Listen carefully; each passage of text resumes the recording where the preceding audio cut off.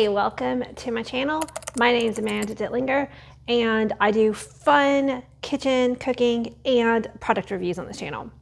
So for the last several months, every single time that I have made shrimp and then I've bought the shrimp with the peel on, I have saved those peels. And I put them in this big freezer bag. It's kind of an archaeology of layers here, so I'm gonna have to open all these up.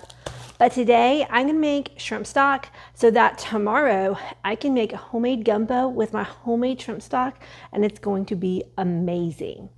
So let's get started. Okay, so the first thing that you do need to do is save your shrimp peels for a while until you get an entire gallon size bag full. Okay, I'm just gonna put all these in here and then I'll pull away the plastic. I was lazy a lot of nights, and as I was peeling the shrimp, I would put them in a plastic bag, and then I just put that plastic bag in the freezer. So now I have to kind of pull them out of the plastic. So I'm gonna go ahead and do that, and I'll be right back.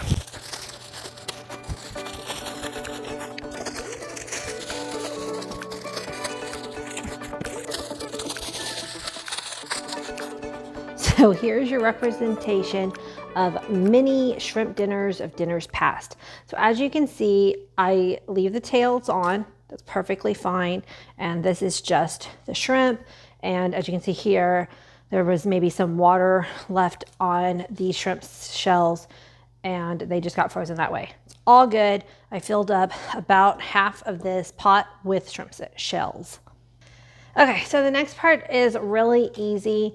If at the same time, every time you were making onions and you saved the ends of these onions or carrot peels or anything like that, then you could also put a bunch of these vegetables in your freezer alongside your shrimps, and then you can use those. But I did not do that for whatever reason. So I do have this onion that has seen better days, so I'm gonna go ahead and just use it. And then I've got some celery that I've rinsed, and I'm just going to chop into smaller sections so that it will fit into my pot. And again, a washed carrot that just gonna chop up a little bit. More surface area equals more flavor. And you can put as many vegetables in as you want. I've got some fresh thyme from my herb garden, so I'm gonna put that in. You can either use dried thyme or just leave that out. I just happen to have some fresh. I've got a couple of cloves of garlic. This is seriously the simplest recipe ever. And I've tried, oh, this smells good. This is allspice. I have tried boxed seafood stock before.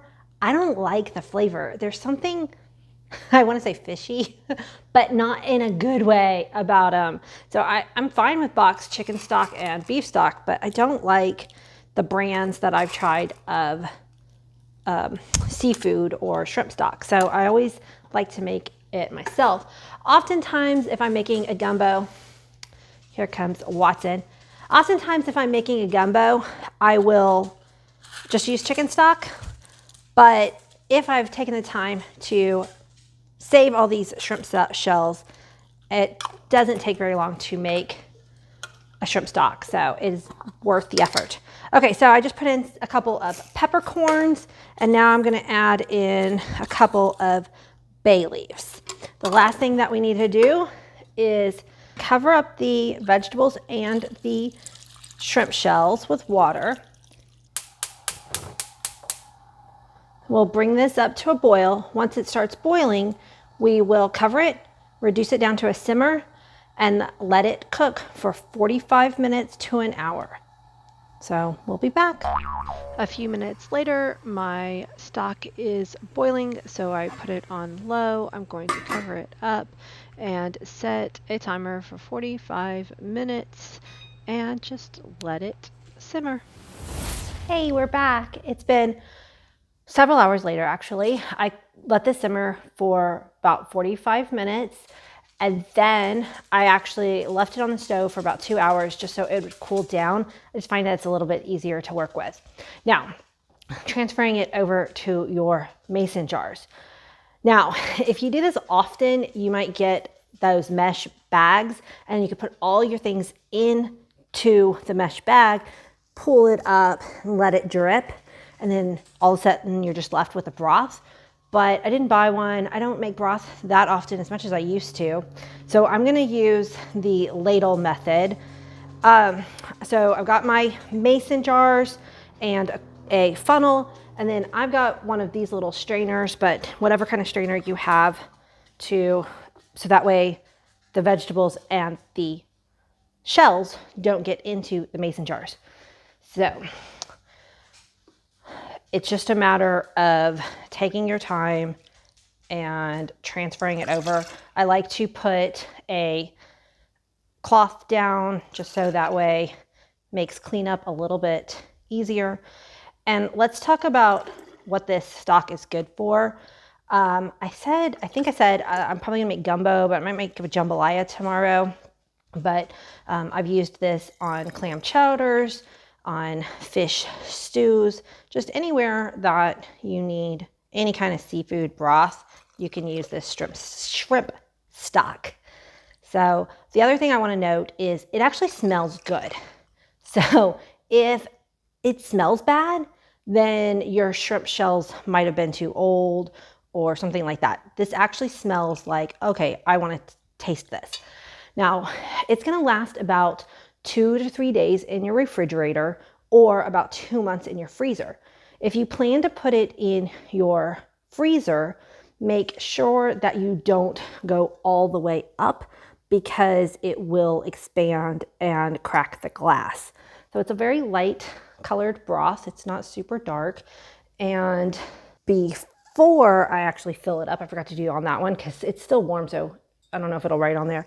I actually just use a Sharpie and I will write shrimp stock and then today's date on it. So that way I know how long I've had this in my freezer.